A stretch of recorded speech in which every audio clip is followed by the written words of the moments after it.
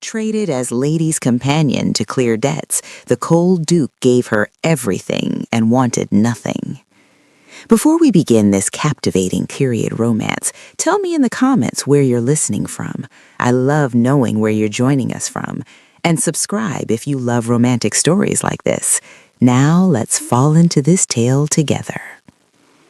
The autumn mist had been rolling off the moors for 3 days when Mr. Edmund Thorne arrived at the Haverford cottage in the village of Porthwyn, Cornwall. Through the salt-stained window, 22-year-old Leora Haverford watched the elegant black carriage bearing the Beaumont crest come to a stop outside their modest stone dwelling. Her chest tightened with a mixture of dread and resolve. She'd known this day would come, had been preparing for it with quiet determination since her father's mining venture collapsed, but knowing hadn't made it any easier. Inside, the cottage felt unbearably small. Her father, Thomas Haverford, sat at the weathered oak table, his weathered minder's hands trembling as they rested on the scarred wood. Her mother, Catherine, stood by the hearth, eyes red-rimmed from sleepless nights, clutching a handkerchief as though it were a lifeline. 14-year-old Samuel sat in the corner with their aging hound, his young face etched with guilt he shouldn't have to carry. Mr. Thorne entered with barely a perfunctory knock, brushing mist from his immaculate coat. He was exactly what Leora had anticipated, perfectly tailored waistcoat, sharp eyes that catalogued everything with merchant-like precision, an air of cold efficiency that seemed to leach warmth from the room.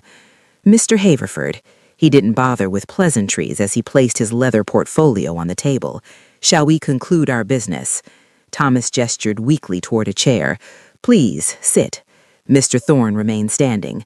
That won't be necessary. The terms are straightforward. Your eldest daughter will enter service at Beaumont Manor in Northumberland as lady's companion to His Grace the Duke of Beaumont. Term of service, 2 years. Compensation, £12 quarterly, paid directly to your household. Room, board, and appropriate attire provided. At the conclusion of the 2-year period, the debt of £480 will be considered satisfied in full. The words fell like hammer blows, each one driving home the reality that would reshape all their lives. Leora had known the terms, her father had told her weeks ago, voice breaking with shame, but hearing them spoken so clinically made them unbearably, irrevocably real. 2 years, 730 days away from everything she'd ever known, serving in the household of a man she'd never met, a reclusive duke whose willingness to accept this arrangement was the only thing standing between her family and complete destitution. Sign here, Mr. Haverford. Mr. Thorne's voice cut through the heavy silence as he produced the document from his portfolio, the parchment crisp and official beneath the dim lamplight. Thomas's hand shook as he reached for the pen. Catherine turned away, unable to watch her husband sign away their daughter like chattel. But this was the reality of their world, in an age where debt could mean debtor's prison, where entire families could be torn apart and cast into workhouses. Daughters became currency.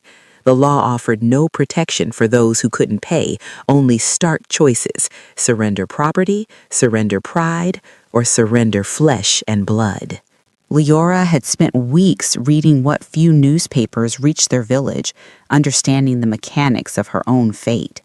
She'd learned of families destroyed, of women vanishing into service with no legal recourse, of debts that multiplied like rot until they consumed everything. At least this arrangement had terms. At least it had an end. Leora, her mother's voice broke. Catherine crossed the room and pressed something small into her daughter's palm. Her own mother's silver locket, the only thing of value they hadn't already sold. You come back to us. You hear me? 2 years and you come back. I will, Mama. Leora's throat burned, but she wouldn't let them see her cry. She was doing this so Samuel wouldn't have to leave school, so her parents wouldn't lose the cottage, so her father wouldn't end up in a debtor's cell. This was her choice, even if it wasn't freely given. Samuel threw his arms around her waist, his thin shoulders shaking. Don't go, Leora, please. She knelt, cupping his face. Be good. Help Papa and keep reading. Promise me you'll keep reading." Mr. Thorne cleared his throat impatiently. "The carriage is waiting, Miss Haverford. His Grace expects you by week's end." Leora gathered her worn carpetbag. It held so little, a few dresses, her mother's recipes, a single book, and stepped toward the door. Each footstep felt leaden. At the threshold, she turned back one last time, memorizing their faces. Her father's broken pride, her mother's fierce love, her brother's desperate hope that somehow this sacrifice would matter. The mist swallowed her as she climbed into the carriage, the Beaumont crest gleaming darkly on the door. As the horses lurched forward and her family disappeared into the gray, Leora pressed her forehead against the cold glass. Ahead lay Northumberland. Ahead lay Beaumont Manor and the mysterious Duke who'd agreed to this arrangement. Would she find only cold duty in those distant halls, or something she couldn't yet imagine? The moors stretched endlessly before her, and the future remained shrouded in fog. Beaumont Manor rose from the Northumberland landscape like something from a Gothic tale, all towering stone facades, leaded windows that caught the dying light, and chimneys reaching towards storm-heavy clouds. The journey had taken 4 days, each mile stretching the distance between Leora and everything familiar, until Cornwall felt like another lifetime. The carriage wheels crunched on gravel as they rounded the circular drive. Before Leora could gather her composure, the great oak doors opened and a woman descended the steps. 50-ish, with kind eyes and capable hands, smoothing her housekeeper's black dress. "Miss Haverford, welcome. I'm Mrs. Bramley." Her voice carried warmth that immediately eased the knot in Leora's chest. "You must be exhausted, poor dear. Come, let's get you settled." Inside, Beaumont Manor was a revelation. Marble floors gleamed beneath her worn boots. Portraits of stern ancestors lined the walls, and everywhere, absolutely everywhere, were books. Not just in what Mrs. Bramley called the library, but stacked on side tables, tucked into alcoves, creating small kingdoms of knowledge throughout the house. "His Grace is particular about his reading," Mrs. Bramley explained as she led Leora up the grand staircase. "You'll find he's not much for company, but he's fair, treats the staff well, never raises his voice." The room they'd prepared for her was larger than the entire Haverford cottage. A 4-poster bed, a writing desk, windows overlooking gardens that stretched toward moorland. It felt like a mistake, too fine for someone in her position. That evening, Mrs. Bramley showed her the library proper. 3 stories of floor-to-ceiling shelves, a rolling ladder, leather chairs positioned near the massive hearth. In an era where women of her class were lucky to learn basic literacy, where education was the privilege of birth and gender, this felt like stumbling into a treasure vault. "You're welcome to read whatever you like," a voice said from the shadows. Leora spun. A man stood near the far window, tall and broad-shouldered, dark hair touched with gray at the temples. His face was all sharp angles and controlled emotion, gray eyes assessing her with the same careful distance she'd seen in Mr. Thorne, but different somehow, sadder. "Your Grace," she curtsied awkwardly. "The library is open to you, Miss Haverford, all of it." He gestured toward the shelves. "I find that minds, like gardens, wither without cultivation." Before she could respond, he was gone, footsteps echoing through the vast house. Leora turned back to the books, fingers trembling as she traced leather spines, botanical texts, philosophy, poetry, worlds upon worlds denied to most women, especially debt-bound ones like her. Yet he'd offered them freely, this cold duke who couldn't quite mask the flicker of old pain behind his careful composure. What wounds had carved such shadows into a man who surrounded himself with beauty, but seemed unable to touch it? 3 weeks into her service, Leora discovered the greenhouse. It stood at the eastern edge of the gardens, glass panes catching morning light, humid warmth a sharp contrast to November's bite. Inside, exotic plants crowded wooden benches, orchids from distant colonies, medicinal herbs, specimens she'd only seen in the botanical texts she now devoured nightly. "The heating system is failing." Duke Alaric's voice startled her from behind a stand of ferns. He appeared between the fronds, soil on his hands, looking more alive than she'd yet seen him. "I've been attempting to save what I can before winter truly sets in." "May I help?" The words escaped before propriety could stop them. Something flickered across his face. Surprise, perhaps, or permission. "Do you know plants, Miss Haverford?" "My mother kept an herb garden, and I've been reading your books on botany." That evening, they worked side by side in companionable silence, Leora applying principles from his library to diagnose nutrient deficiencies, root rot, and improper drainage. In centuries past, women had been healers and herbalists, their botanical knowledge respected before formal education systems excluded them. Now such expertise was dismissed as mere domestic accomplishment, unless, apparently, you worked alongside a duke who valued results over conventions. The greenhouse became their meeting ground. Alaric showed her rare specimens, explained propagation techniques, listened as she proposed solutions for the estate's struggling kitchen gardens. Her suggestions worked, crops improved, and with them, her confidence. He began leaving things in her room, a warm cloak when frost arrived, sheet music for the pianoforte, writing habits that fit perfectly. Mrs. Bramley mentioned carefully that the Duchess had died 5 years prior, a loveless arrangement that had ended badly, though the housekeeper wouldn't elaborate. One evening in the library, Alaric spoke of loneliness instead of Latin plant names.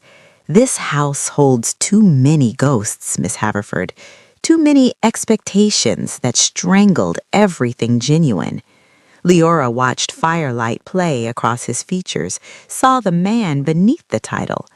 "Then perhaps it's time to grow something new, Your Grace. Gardens teach us that even poisoned soil can heal." His gray eyes held hers a moment too long, something unspoken shifting between them. The next morning, Mrs. Bramley brought tea with trembling hands. "His Grace received correspondence from London. There's talk of arrangements. Lady Cressida Ashworth's family. They're pressing for—" She stopped, clearly having said too much. Leora's chest tightened. An arranged betrothal.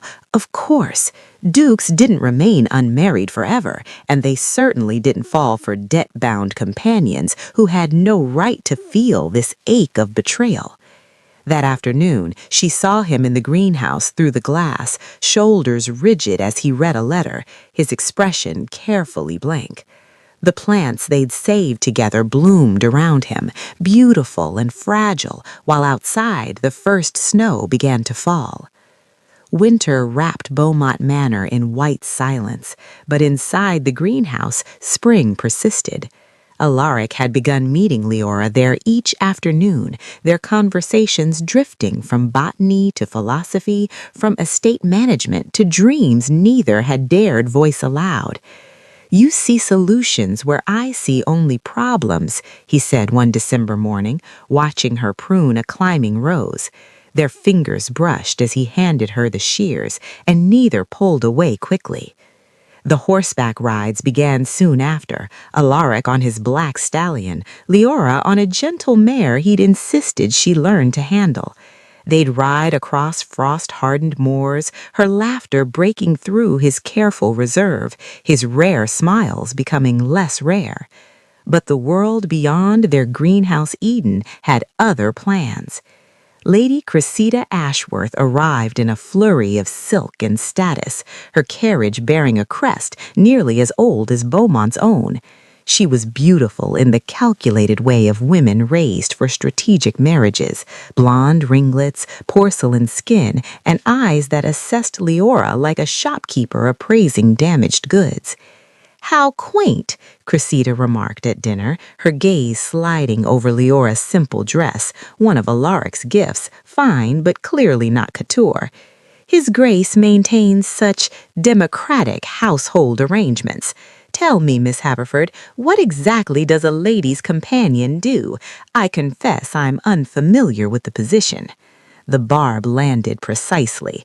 In Victorian England's rigid hierarchy, social mobility was myth, birth determined destiny, and women like Leora existed to serve women like Cressida. No amount of education or ability could bridge that chasm, not in society's eyes. I assist with estate correspondence and botanical projects, my lady, Leora replied, voice steady despite her racing heart. How industrious, though surely his Grace doesn't need a glorified gardener when he'll soon have a duchess to manage such domestic trivialities. Alaric's jaw tightened. Lady Cressida, I only mean that certain arrangements must conclude when proper ones begin, Your Grace. You understand the necessity of appropriate boundaries. That night, Leora found Alaric in the library, staring into the fire. Is it true? Her voice cracked. The betrothal? My mother arranged it years ago. I've been avoiding. Avoiding? Anger flared, hot and defensive. Is that what I am? A distraction while you prepare to fulfill your duty?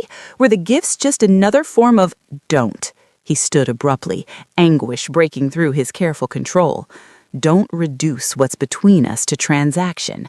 I've lived in arrangements my entire life. My marriage was one, this betrothal another. But what I feel when you're near, Miss Haverford, that is the only genuine thing I've known in years. His words hung in the air like greenhouse steam, fragile and real. Then what happens now? Leora whispered. Outside, snow continued falling, and Lady Cressida slept in the guest wing, her claim to his future as legitimate as Leora's was impossible. The confrontation came at breakfast. Alaric stood at the head of the table, shoulders squared, while Lady Cressida's face cycled through disbelief, fury, and finally cold calculation. You cannot be serious, Your Grace. Our families have had an understanding for... An understanding I never agreed to. His voice carried steel Leora had never heard before. My mother made arrangements without my consent while I was incapacitated by grief. I will not honor them. Incapacitated. Cressida's laugh was brittle. How convenient. And I suppose this debt-bound companion has nothing to do with your sudden clarity? Miss Haverford has everything to do with it. Alaric's gray eyes found Leora across the room, and something in them made her breath catch. He reminded me what it means to be alive instead of merely existing. Cressida departed in a storm of threats, social ruin, family vengeance, scandal that would echo through every drawing room in England.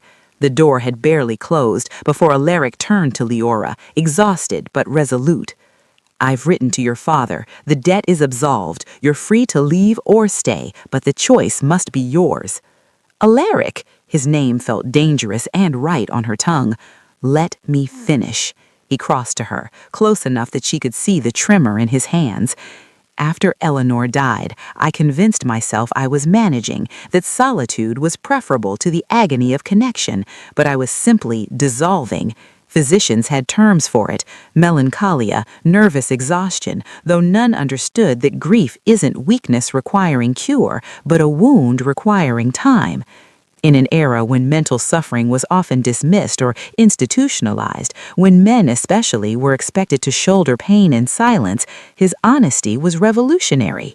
You gave me time, and without realizing it, you gave me reason, your curiosity, your resilience, the way you see possibility instead of limitation. Leora, you brought spring to a house locked in perpetual winter. Her vision blurred. I'm nobody. No title, no fortune, no... You're everything. His fingers brushed her cheek. If you'll have me, scandal, isolation, society's condemnation, and all, I would spend whatever years I have left earning the privilege of your partnership. Before she could answer, Mrs. Bramley burst in, followed by a distinguished older gentleman. Your Grace, Lord Harlan has arrived from London. Just in time. Lord Harlan, Alaric's longtime adviser, surveyed the scene with knowing eyes. I hear we have a scandal to manage and a betrothal to formalize, though perhaps not the one society expects. Stephen, the risks are considerable, Lord Harlan agreed. But I've watched you exist as a ghost in this manner for 5 years, Alaric. If this young woman has given you back your life, then damn what the gossips say. Leora looked between them, her heart thundering. Freedom and love offered simultaneously, but at what cost? Outside, the first rumors were already spreading like frost across glass.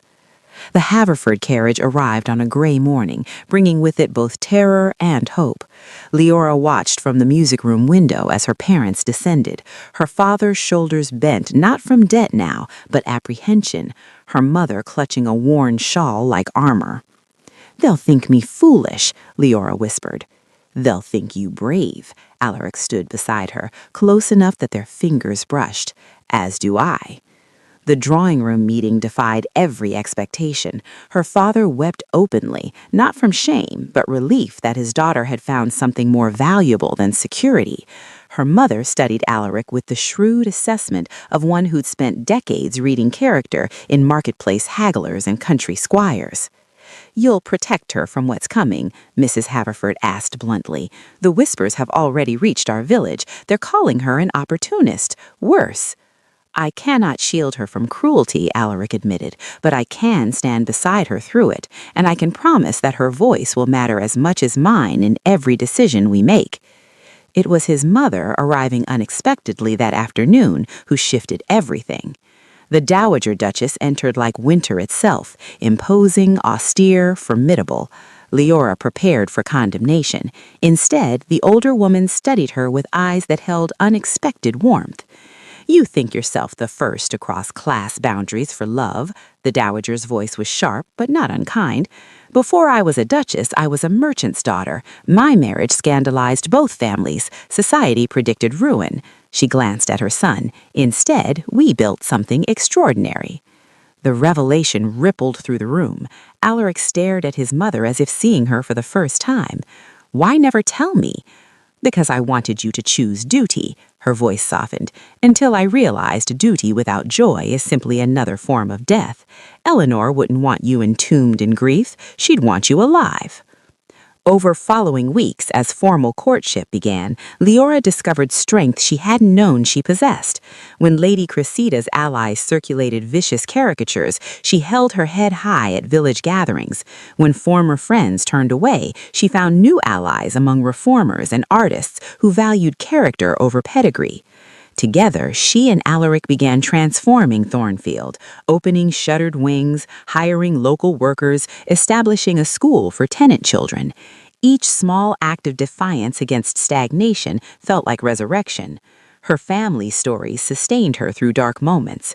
Her grandmother had survived poverty through stubborn hope. Her mother had built a life from nothing. Resilience, Leora learned, wasn't absence of fear, but action despite it. Yet as spring deepened and Alaric's proposal drew near, one shadow remained. His mother's warning that society's cruelest judgments often waited until after the vows, when retreat became impossible.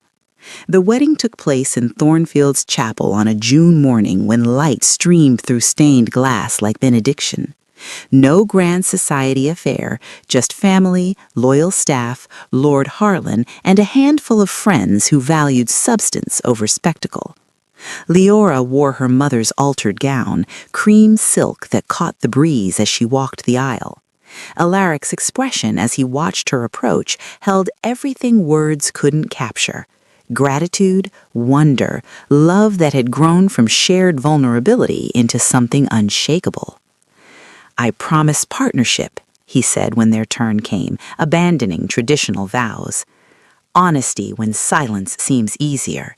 Faith in your strength even when you doubt it. And every day the choice to build our life together." "I promise the same," Leora replied, voice steady despite tears.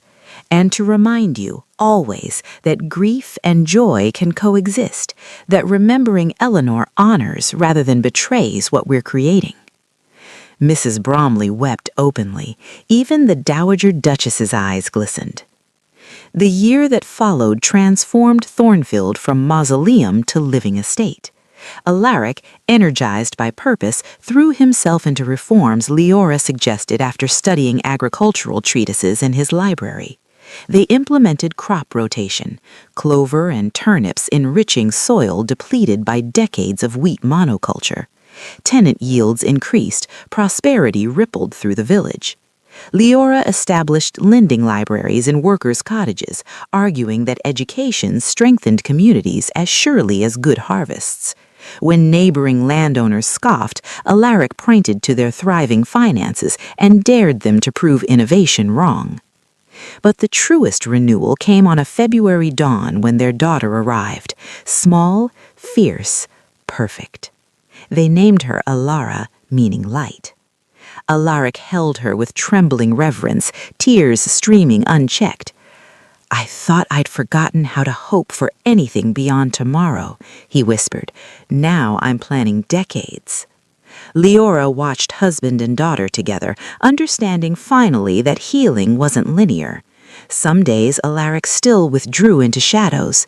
Grief remained part of him, woven through rather than excised. But now it coexisted with laughter, with midnight conversations about estate improvements, with the everyday miracles of family. Ilara grew in a house filled with books and music, tenant children playing in gardens once locked behind forbidding gates. The scandal that had threatened to destroy them faded as Thornfield's success became undeniable. Even former critics grudgingly admitted the Duke's unconventional marriage had somehow saved rather than ruined him. On Ilara's first birthday, standing in fields green with experimental crops, Leora reflected on the journey from desperate debtor's daughter to duchess, from captive to partner. The fear of losing support, of having this hard-won happiness cut short, sometimes still caught her breathless. But watching Alaric swing their daughter skyward while workers prepared harvest celebrations, she understood. Some bonds, forged through choice rather than obligation, proved eternal precisely because they'd been tested and chosen again each day. Educational value. This narrative weaves historical authenticity with psychological and social insights, offering readers multiple layers of understanding beyond romantic entertainment. Mental health awareness. Alaric's portrayal of grief-induced melancholia provides nuanced exploration of depression in an era when such conditions were misunderstood or institutionalized. His journey illustrates that healing isn't linear, that one can honor loss while rebuilding life. This challenges both historical stigma and contemporary misconceptions about mental health recovery, showing vulnerability as strength rather than weakness. Class structure and social mobility. The story illuminates rigid Victorian-era hierarchies while examining how cross-class unions challenged societal norms. The Dowager Duchess's revelation of her own merchant-class origins demonstrates that social boundaries, though formidable, were occasionally transgressed, providing historical context for understanding privilege, prejudice, and gradual social evolution. Agricultural innovation. The implementation of crop rotation, specifically clover and turnips to replenish nitrogen-depleted soil, reflects actual 18th and 19th century agricultural advances. These practices, part of the British agricultural revolution, increased yields and demonstrated how scientific understanding could transform traditional estates, connecting personal renewal with practical environmental stewardship. Resilience psychology. Leora's character arc embodies psychological resilience, drawing strength from family history, maintaining agency despite circumstances, and taking action despite fear.